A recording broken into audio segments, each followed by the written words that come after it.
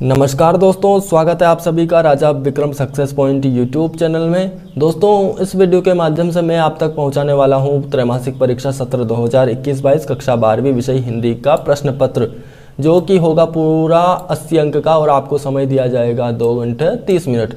इसके बाद आपको कुछ निर्देश दिए गए हैं और ये निर्देश पढ़ने की तो कोई ज़रूरत नहीं है। चलिए सबसे पहले प्रश्न की ओर बढ़ते हैं। दोस्तों, उससे पहले एक रिक्वेस्ट करना चाहूँगा जो हर यूट्यूबर करता है, और रिक्वेस्ट ये है कि यदि आपने अभी तक हमारे चैनल को सब्सक्राइब नहीं किया है तो जल्दी से सब्सक्राइब कर दीजिए, जिससे कि हमारे द्वारा आप तक पहुंचाई जाने वाली सहायता आप तक समय पर पहुंच सके, टाइम पर पहुंच सके। तो दोस्तों जल्दी से सब्सक्राइब कर दीजिए, जिससे कि ये सभी सहायता आप तक समय पर पहुंचती रहे, टाइम टू टाइम पहुंचती रहे।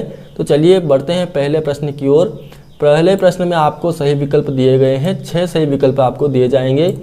यहाँ पर आप लोग देख सकते हैं पहले सही विकल्प के अंतर्गत आधुनिक काल की सबसे लोकप्रिय विधाएं, तो कहानी, निबंध, उपन्यास, नाटक, इन चारों में से कौन सी आधुनिक काल की लोकप्रिय विधा है, ये आपको छाट करके लिखना है।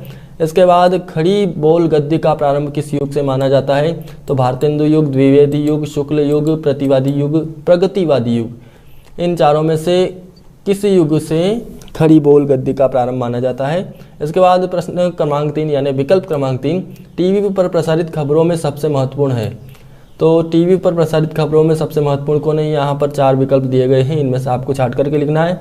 इसके बाद है भक्तिन कहाँ की रहने वाली थी, तो भक्तिन झांसी, झूंसी, झुंझुनू और झालावाड़, इन चारों में से कहाँ की रहने वाली थी। इसके बाद है प्रश्न क्रमांक 5, ऊंचे बाजार का नियंत्रण कैसा होता है, आकर्षक, मूक, वाचाल और भयंकर। इन चारों में से कौन सा ऊंचे बाजार का नियंत्रण होता है। इसके बाद प्रश्न क्रमांक 6, सबसे अधिक खर्चीला जनसंचार माध्यम है, तो समाचार पत्र, टेलीविजन, इंटरनेट और रेडियो। इन चारों में से कौन सा सबसे अधिक खर्चीला इंटरनेट जनसंचार माध्यम है। तो इसके बाद आता है हमारा प्रश्न क्रमांक 2, जो आप अच्छे से यहाँ पर देख सकते हैं। रिक्त स्थानों की पूर्ति कीजिए। सबसे पहले रिक्त स्थान में हमें दिया गया है कि निर्जा की रचना का रिक्त स्थान है। कुंवर नारायण ने रिक्त स्थान जैसा प्रबंध काव्य रचकर भरपूर प्रतिष्ठा प्राप्त की। तीसरा है जूझ कहानी, लड़ते जूझते किसान मजदूरों, रिक्त स्थान की झांकी है। रस के रिक्त स्थान अंग होते हैं। नाटक में मंच निर्देश हमेशा रिक्त स्थान में लिखे जाते हैं। और छायावाद का समय रिक्त स्थान से रिक्त स्थान तक माना गया है। कविता के पंख लगा उड़ने के माने रिक्त स्थान क्या जाने। तो इसके इन सभी रिक्त स्थानों को भरने के लिए आपको पीछे ये 2 विकल्प दिए गए हैं। इन सभी विकल्पों में से आप उचित विकल्प छाट करके रिक्त स्थान में भर दीजिएगा। इसके बाद बढ़ते हैं प्रश्न क्रमांक 3 की ओर। ये रहा आपका प्रश्न क्रमांक 3, जो सही जोड़ी के रूप में दिया गया है। ये देखिए अच्छे से, प्रश्न क्रमांक 3 सही जोड़ी का मिलान कर लिखिए। ये पूरी सही जोड़ी की आप या तो स्क्रीनशॉट ले लें या फिर नोट कर लें, अच्छे से कर लिया होगा नोट आपने। इसके बाद बढ़ते हैं प्रश्न क्रमांक 4 की ओर, जो आपको दिया गया है सत्य सत्य के रूप में। सत्य असत्य वाक्यों का चयन कीजिए। ये प्रश्न क्रमांक 4 के अंतर्गत आपको 6 दिए गए हैं, क, ख, ग, घ, ण और च। इन 6 प्रश्नों को आप अच्छे से लिख लीजिएगा और सत्य सत्य कंप्लीट कर लीजिएगा। और दोस्तों अच्छे अंक आने चाहिए त्रैमासिक परीक्षा में। 12वीं बोर्ड का रिजल्ट आपका त्रैमासिक परीक्षा से भी निकल सकता है। यदि बोर्ड नहीं हुई तो इन परीक्षाओं के आधार पर ही आपका रिजल्ट बनेगा। इसके बाद बढ़ते हैं प्रश्न क्रमांक 5 की ओर, जो दिया गया है एक शब्द या एक वाक्य में उत्तर लिखिए। आधुनिक काल के द्वितीय युग का नाम लिखिए। हरिवंश राय बच्चन द्वारा लिखित एकमात्र डायरी का नाम लिखिए।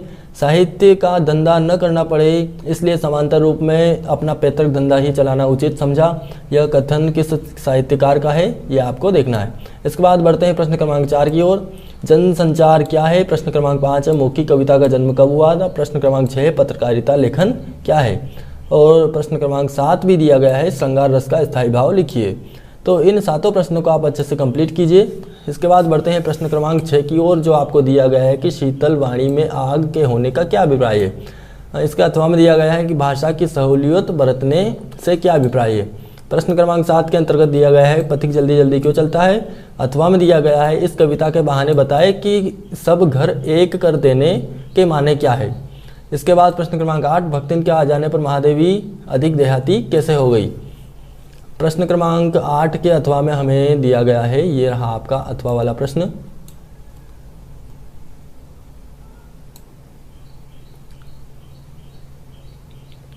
ये रहा। बाजार का जादू चढ़ने और उतरने पर मनुष्य पर क्या असर पड़ता है। इसके बाद प्रश्न क्रमांक 9 जो दिया गया है कि सिल्वर वेल्डिंग पाठ में जो हुआ होगा वाक्य की आप किस अर्थ छवियाँ खोज सकते हैं, लिखिए। कितनी अर्थ छवियाँ खोज सकते हैं। इसके बाद अथवा में दिया गया है कि जूझ पाठ की विधा का नाम लिखते हुए आनंद यादवजी को कोई एक रचना लिखिए। आनंद यादवजी की कोई एक रचना लिखिए। ऐसा है, यहाँ पर थोड़ी मिसप्रिंटिंग है।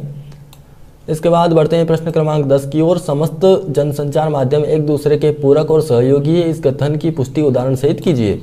इसके अथवा में आपको दिया गया है कि नाटक के तत्व लिखते हुए संवाद को समझाइए। इन प्रश्नों को आप अच्छे से कंप्लीट कीजिए और प्रश्न क्रमांक 11 की ओर बढ़ते हैं। इसके बाद प्रश्न क्रमांक 11 में हमें दिया गया है कि निपात शब्द का अर्थ लिखते हुए नीचे लिखे हुए वाक्य में आए निपात शब्द को लिखिए।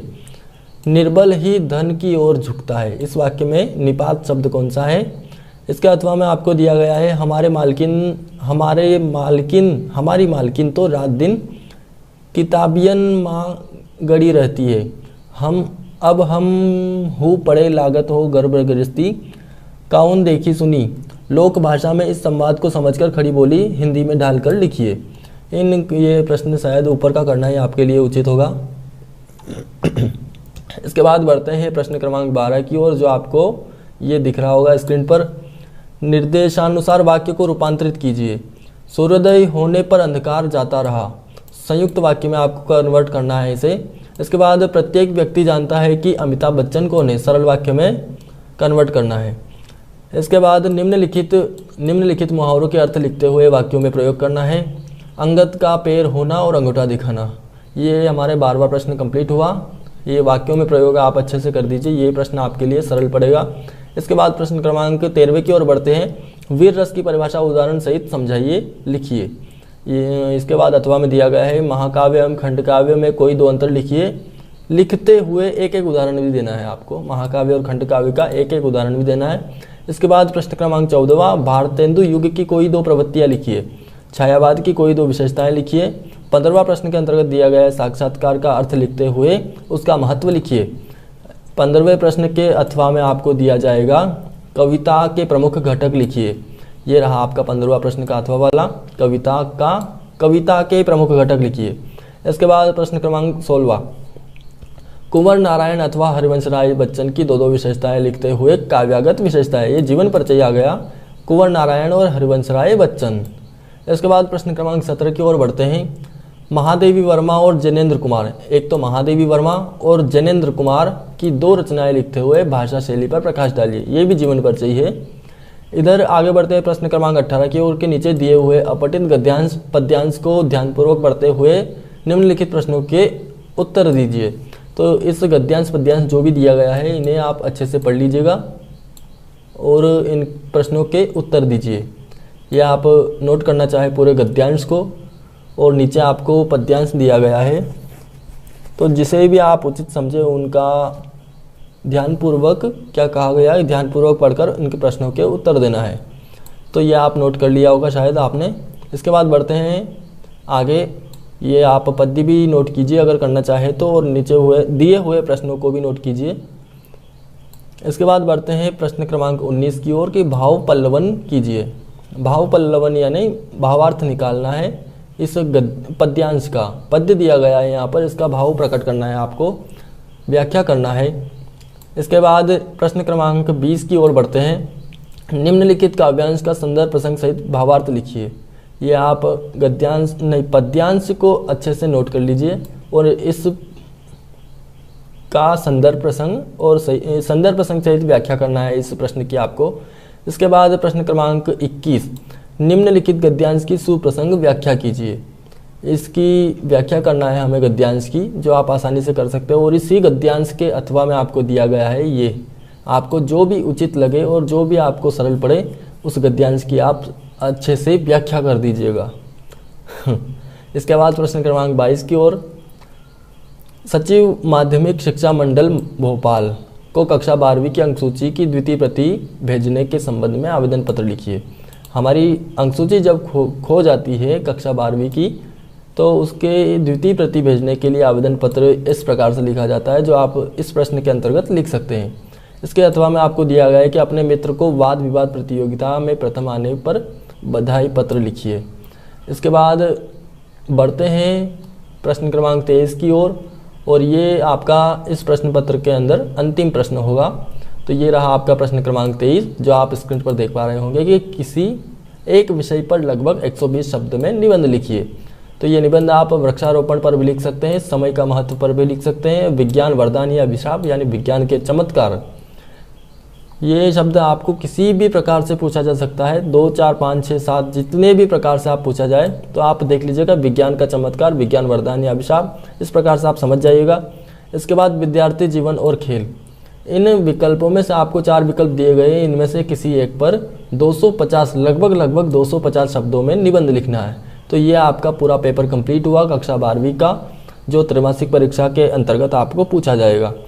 पूरा पेपर आपने देख लिया, अच्छे से तैयारी कीजिए, और जाते जाते यदि वीडियो को लाइक नहीं किया तो सब्सक्राइब और लाइक दोनों करके जाइएगा, जिससे कि हमें भी सपोर्ट बना रहे और हमारी सहायता भी आप तक पहुंचती रहे। यह आपका लाइक और सब्सक्राइब ही हमारा मनोबल बढ़ाता है, जिससे कि हमें लगता है कि नहीं यार, दोस्तों की सपोर्ट करना चाहिए, दोस्तों तक सहायता पहुँचानी चाहिए। अगर दोस्तों मुझे लगा तो मैं आंसर शीट भी आपको प्रोवाइड करवा दूँगा। ठीक है, चलते मिलते हैं अगले वीडियो में, तब तक के लिए धन्यवाद। जय हिंद।